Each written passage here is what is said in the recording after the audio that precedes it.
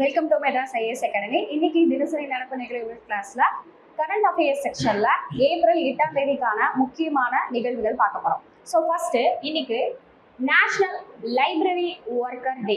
So ஒரு வருஷமும் April 8ஆம் தேதி என்னன்னு பார்த்தீங்கன்னா நேஷனல் லைப்ரரி ஒர்க்கர் டேவா நம்ம செலிப்ரேட் பண்றோம். நெக்ஸ்ட் 32 கனிமங்களுக்கு வரி விகிதம் நிர்ணயம். நம்மளோட தமிழ்நாடு கவர்மெண்ட் என்ன பண்ணியிருக்காங்க அப்படின்னா கிட்டத்தட்ட 32 கனிமங்களுக்கு வரி விகிதம் போட்டிருக்காங்க. அதுல தமிழ்நாடு கனிம வளங்கள் கொண்ட நிலங்கள் மீதான கருவிகள் 2025 என்கிற புதிய விதிகள் தமிழக அரசால் கடந்த 4ஆம் தேதி வெளியிடப்பட்டுள்ளது. ஸோ அதுல கிட்டத்தட்ட 32 கனிமங்களுக்கு என்ன பண்ணியிருக்காங்கன்னா வரி விகிதத்தை நிர்ணயம் செஞ்சிருக்காங்க. ஸோ அந்த கனிமங்கள்ல சிலிமனைட் கனிமத்திற்கு டன் ஒன்றிற்கு ரூபாய் 7,000 என்ன பண்ணிருக்காங்க அப்படின்னா குறைந்தபட்ச வரியாகவும், களிமண் அப்படிங்கிற கனிமத்திற்கு டன் ஒன்றுக்கு ரூபாய் 40 என்ன பண்ணிருக்காங்க அப்படின்னா நிர்ணயம் செய்யப்பட்டிருக்காங்க. அப்போ 32 கனிமங்கள்ல அதிகபட்ச வரி விகிதம் எதுக்காக விதிச்சிருக்காங்க அப்படின்னா சிலிமனைட் அப்படிங்கிற கனிமத்துக்கும், குறைவான வரி விகிதம் எதுக்காக விதிச்சிருக்காங்க அப்படின்னா களிமண்ணுக்கும் விதிச்சிருக்காங்க. ஸோ இது மூலமா தமிழ்நாடு அரசுக்கு ஒரு வருஷமும் ஆண்டுக்கு சுமார் 2400 கோடி வருவாய் அப்படிங்கிறது கிடைக்கும்னு சொல்லி தமிழ்நாடு முதலமைச்சர் மு.க. ஸ்டாலின் தெரிவிச்சிருக்காரு. நெக்ஸ்ட், கத்தியை தீட்டாதே புத்தியை தீட்டு என்ற அறிவுரையால் தமிழக சிறைகளில் உயர்கல்வி படிக்கும் 440 கைதிகள். கிட்டத்தட்ட நம்மளோட தமிழ்நாட்டு சிறையில மட்டும் எவ்வளவு பேரு இந்த வருஷம் +1, +2, SSLC 8th எக்ஸாம் இதெல்லாம் எழுதியிருக்காங்க தான் பார்க்க போறோம். 2024-25 கல்வியாண்டில் சிறை கைதிகள்ல 135 பேர் +2 தேர்வு எழுதியிருக்காங்க, 127 பேர் +1 தேர்வு எழுதியிருக்காங்க, 447 பேர் SSLC தேர்வு எழுதியிருக்காங்க. பொது தேர்வு 232 பேரும் 8ஆம் வகுப்பு வரைக்கும் தேர்வு எழுதியிருக்காங்க. ஸோ 2024-25 நிதியாண்டுல மொத்தமாவே 9,186 சிறைவாசிகள் கல்வி பயின்று வருகின்றனர். இதில் 24 பேர் வணிக மேலாண்மை பட்டப்படிப்பும், 3 பேர் கலை அறிவியல் முதுகலை பட்டப்படிப்பும் படித்து வருகிறார்கள். ஒருவர் மட்டும் கணினி முதுகலை பட்டப்படிப்பும் தமிழக சிறைச்சாலையில படிச்சுட்டு இருக்காங்க. நெக்ஸ்ட், 120 பேர் அறிவியல், வணிகவியல், இலக்கியம் ஆகியவற்றில இளங்கலை பட்டப்படிப்பும், 24 பேர் வணிகம், மேலாண்மை, இளங்கலை பட்டப்படிப்பையும், 268 பேர் பட்டய படிப்பையும் படிச்சுட்டு வராங்க. ஸோ இது எல்லாமே நம்மளோட கத்தியை தீட்டாதே புத்தியை தீட்டு என்ற அறிவுரையின் அடிப்படையிலேயே தமிழக சிறைகளில் உயர்கல்வி படிக்கும் கைதிகளோட விவரங்கள். ஸோ இவங்க எது மூலமா படிக்கிறாங்க அப்படின்னா தமிழ்நாடு திறந்தவெளி பல்கலைக்கழகம் மூலமாக சிறைவாசிகள் இளநிலை, முதுநிலை, பட்டய படிப்பும் மற்றும் தொழில்நுட்ப படிப்புகளையும் இலவசமாக படிக்க தமிழ்நாடு அரசு என்ன பண்ணியிருக்காங்க அப்படின்னா ஆணை பிறப்பிச்சிருக்காங்க. ஸோ நெக்ஸ்ட் நியூஸ், சொத்து விவகாரங்களை வெளியிட ஹைகோர்ட் நீதிபதிகள். ஸோ நம்ம எல்லாருக்குமே தெரியும் டெல்லி ஹைகோர்ட்டை சேர்ந்த யஷ்வந்த் அப்படிங்கிறவரை நிறைய பண மோசடியில சிக்கியிருக்காரு. ஸோ அதுக்காக என்ன பண்ணியிருக்காங்க அப்படின்னா சுப்ரீம் கோர்ட்ல மொத்தமா 33 நீதிபதிகள் பணியில் இருக்காங்க. அதுல தலைமை நீதிபதி சஞ்சீவ் கண்ணா உட்பட 30 நீதிபதிகள் என்ன பண்ணியிருக்காங்க அப்படின்னா அவங்களாவே முன் தன்னோட சொத்து விவரங்களை மக்களுக்கு வெளிப்படையாவே காட்டியிருக்காங்க. அதே மாதிரி நாடு முழுவதும் 25 ஹைகோர்ட்டுகள்ல கிட்டத்தட்ட 769 நீதிபதிகள் பணியில் இருக்காங்களாம். அவங்கள 95 பேர் மட்டுமே என்ன பண்ணியிருக்காங்க அப்படின்னா தன்னோட சொத்து விவரங்களை அறிவிச்சிருக்காங்க. பேலன்ஸ் இருக்கவங்க சொத்து விவரங்கள் கூடிய விரைவில் அறிவிக்கப்பட வேண்டும் அப்படின்னு சொல்லி மக்கள் எதிர்பார்க்கிறாங்க. நெக்ஸ்ட், இந்த விஷயம் எதுக்காக நடக்குது அப்படின்னா டெல்லி ஹைகோர்ட் நீதிபதியில யஷ்வந்த் வர்மா அவங்களோட வீட்டுல பிடிக்கப்பட்ட பல லட்சக்கணக்கான ரூபாய் நோட்டுகளை அடிப்படையாக கொண்டு நீதித்துறையில் வெளிப்படைத்தன்மை இருக்க வேண்டும் என்ற செயலுக்காகவே இந்த சொத்து விவரங்களை ஹைகோர்ட் நீதிபதிகள் வெளியிட்டு இருக்காங்க. நெக்ஸ்ட், மாற்றுத்திறனாளிகளுக்கு நவீன செயற்கை உறுப்புகள். ஸோ முதலமைச்சரின் விரிவான காப்பீடு திட்டத்தில் நவீன செயற்கை உறுப்புகள் வேண்டி விண்ணப்பிக்கும் பயனாளிகளின் விண்ணப்பங்களுக்கு உடனுக்குடன் ஒப்புதல் அப்படிங்கிறது வழங்கப்படுகிறது. கிட்டத்தட்ட தமிழக சுகாதார அமைப்பு திட்டத்துறையில் தேர்வு செய்யப்பட்ட நிறுவனங்கள் மூலம் செயற்கை கை, கால் மற்றும் உறுப்புகள் அப்படிங்கிறது வழங்கப்படுகிறது. இதுக்காகவே 1969 நவீன சேர்க்கை உறுப்புகள் 33,74,20,945 ரூபாய் மதிப்பில் பயனாளிகளுக்கு என்ன பண்றாங்க அப்படின்னா வழங்கிட்டு வராங்க. இது யார் தெரிவிச்சிருக்காங்க அப்படின்னா சமூக நலன் மகளிர் உரிமைத்துறை அமைச்சர் கீதா ஜீவன் அப்படிங்கிறவங்க தெரிவிச்சிருக்காங்க. ஸோ நெக்ஸ்ட், ரஃபி மைதானத்தில் மேற்கூரையில் சிக்கிய பாராஷூட். அதாவது பிரான்ஸ்ல ரஃபி அப்படிங்கிற மைதானத்துல பாராஷூட் அப்படிங்கிற நிகழ்வு நடந்துட்டு இருந்திருக்கு. ஸோ பிரான்ஸ் தலைநகர் பாரிஸில் உள்ள மைதானத்தில் ரஃபி சாம்பியன்ஸ் கோப்பை நடைபெற்றது. ஸோ இந்த இறுதிப் போட்டியில் துலூஸ் மற்றும் சேல் ஷார்க்கர்ஸ் அணிகள் அப்படிங்கிறவங்க மோதுறாங்க. ஸோ இதுல கிட்டத்தட்ட 2 பேர் என்ன பண்றாங்க அப்படின்னா வெற்றிகரமாக தரையிறங்கிட்டாங்க. ஆனா 3வது நபர் தரையிறங்கும் போது அந்த பாராஷூட் மைதானம் மேற்கூரையில சிக்கிட்டார்.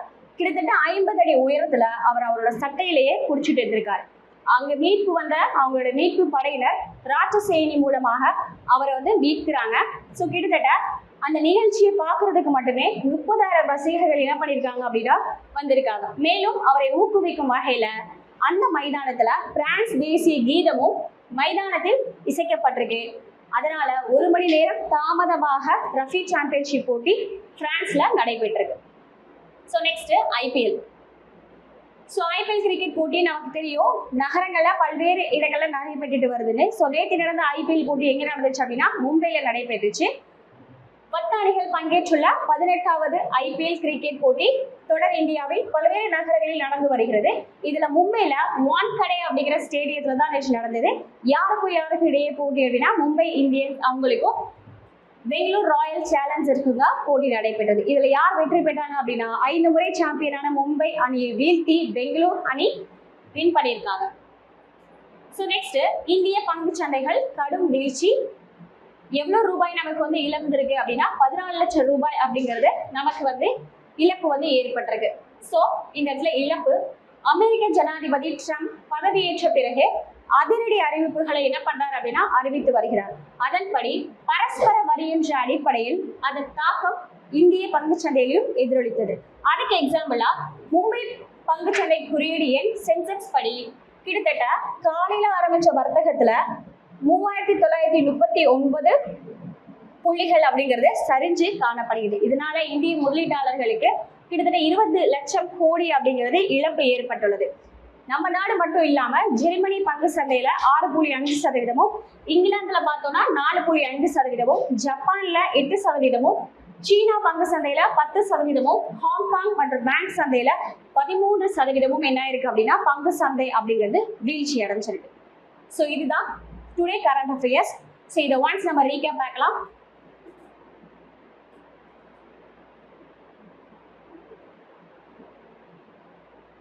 ஸோ டுடே என்ன டே அப்படின்னா நேஷனல் லைப்ரரி ஒர்க்கர் டே அப்படிங்கிறது ஏப்ரல் 8.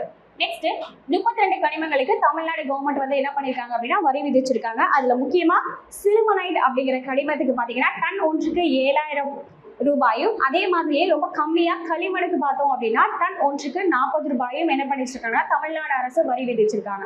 ஸோ இதனால தமிழ்நாடு அரசுக்கு ஒரு வருஷமும் ரூபாய் 2,000 கோடி அப்படிங்கிறது ப்ராஃபிட் கிடைக்கிறதா சொல்லியிருக்காங்க. நெக்ஸ்ட், கத்தியை தீட்டாதே புத்தியை தீட்டு அப்படிங்கிற திட்டத்தின்படி நம்மளோட தமிழ்நாடு அரசுல இருக்கக்கூடிய கைதிகள் டிஸ்டன்ஸ் எஜுகேஷன் மூலமாக அவங்களோட SSLC, அவங்களோட 12th அண்ட் அவங்களோட இளநிலை மற்றும் முதுநிலை மேற்படிப்புகளையும் அவங்க என்ன பண்றாங்க அப்படின்னா தமிழ்நாடு கவர்மெண்ட் அவங்களுக்கு வாய்ப்பளிக்கிறாங்க. ஸோ அதை தான் அடுத்த நியூஸா கொடுத்துருந்தாங்க. நெக்ஸ்ட், சொத்து விவகாரங்களை ஹைகோர்ட் நீதிபதிகள். ஸோ நெக்ஸ்ட், சொத்து விவகாரங்களை வெளியிட ஹைகோர்ட் நீதிபதிகள் என்ன பண்ணிருக்காங்க அப்படின்னா டெல்லி ஹைகோர்ட்ல பார்த்தோன்னா யஷ்வந்த் வர்மா அவர்களோட வீட்டுல கட்டுக்கட்டா பணம் மாட்டிடுச்சு. ஸோ அதனால என்ன பண்ணிருக்காங்க அப்படின்னா எல்லா ஹைகோர்ட் நீதிபதிகளும் தன்னோட சொத்து விவரங்களை தானாவே முன் மக்களுக்கு தெரியப்படுத்திருக்காங்க. கிட்டத்தட்ட சுப்ரீம் கோர்ட்ல இருக்கக்கூடிய 33 நீதிபதிகள், தலைமை நீதிபதி சஞ்சீவ் கண்ணா உட்பட 33 நீதிபதிகளும் அவங்களோட சொத்து விவரங்களை மக்களுக்கு தெரியப்படுத்திருக்காங்க. அதே மாதிரி நாடு முழுவதும் இருக்கக்கூடிய 769 நீதிபதிகள்ல கிட்டத்தட்ட 95 பேர் மட்டுமே என்ன பண்ணிருக்காங்க அப்படின்னா அவங்களோட சொத்து விவரங்களை வெளியிட்டு இருக்காங்க. பேலன்ஸ் இருக்க நீதிபதிகள் வெளியிடுவாங்கன்னு சொல்லி எல்லாரும் எதிர்பார்க்கிறாங்க. இதற்கு காரணம் யஷ்வந்த் வர்மா.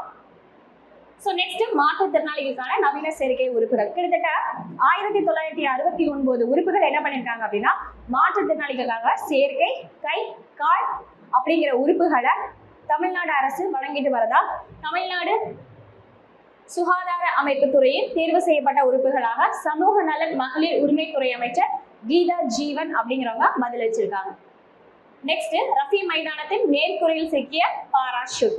ஸோ பிரான்ஸ் நடைபெற்ற இந்த ரஃபி சாம்பியன்ஷிப் போட்டியில் பார்த்தோம் அப்படின்னா ஒருவர் எதிர்பாராத விதமாக பேராஷூட்ல மாட்டிக்கிறாரு. ஸோ அவரை விரைந்து வந்து மீட்பு படையினர் வந்து மீட்கிறாங்க. ஸோ அவரோட தைரியத்தை பாராட்டி அவருக்காக அந்த மைதானத்தில் பிரான்ஸோட தேசிய கீதம் பாடப்படுது. ஸோ அதனால பிரான்ஸ் நாட்டில் நடக்கப்பட்ட ரஃபி சாம்பியன்ஷிப் போட்டி 1 மணி நேரம் தாமதமாக நடைபெற்றதா சொல்லியிருக்காங்க. So next IPL. ஸோ நமக்கு நல்லாவே தெரியும் ஐபிஎல் போட்டி இந்தியாவின் பல்வேறு நகரங்கள் நடந்துட்டு வருது. நேற்று மட்டும் மும்பையில் இருக்கக்கூடிய கடை மைதானத்துல நடந்துச்சு. ஸோ அதுல என்ன ஆச்சு அப்படின்னா பெங்களூர் ராயல் சேலஞ்சர்ஸ் அணியும் மும்பை அணியும் காம்படிஷன் பண்ணாங்க. அதுல மும்பை அணியை வந்து வீழ்த்தி பெங்களூர் ராயல் சேலஞ்சர்ஸ் அணி என்ன பண்ணிருக்காங்க அப்படின்னா சாம்பியன் வாங்கியிருக்காங்க. நெக்ஸ்ட் இந்தியாவோட பங்குச்சந்தை. ஸோ இந்திய பங்குச்சந்தை நமக்கு நல்லாவே தெரியும் இல்லையா. ட்ரம்ப் அதிபர் என்ன பண்ணியிருக்காரு அப்படின்னா பதவியேற்றிலிருந்து நிறைய அதிரடி முடிவுகளை எடுத்து வராரு. அதுல ஒண்ணு அவர் போட்டதா பரஸ்பர நிதி. ஸோ இந்த பரஸ்பர நிதி மூலமாக அமெரிக்காவுக்கும் நிறைய என்ன நடக்குது அப்படின்னா வீழ்ச்சி அப்படிங்கிறது வருது.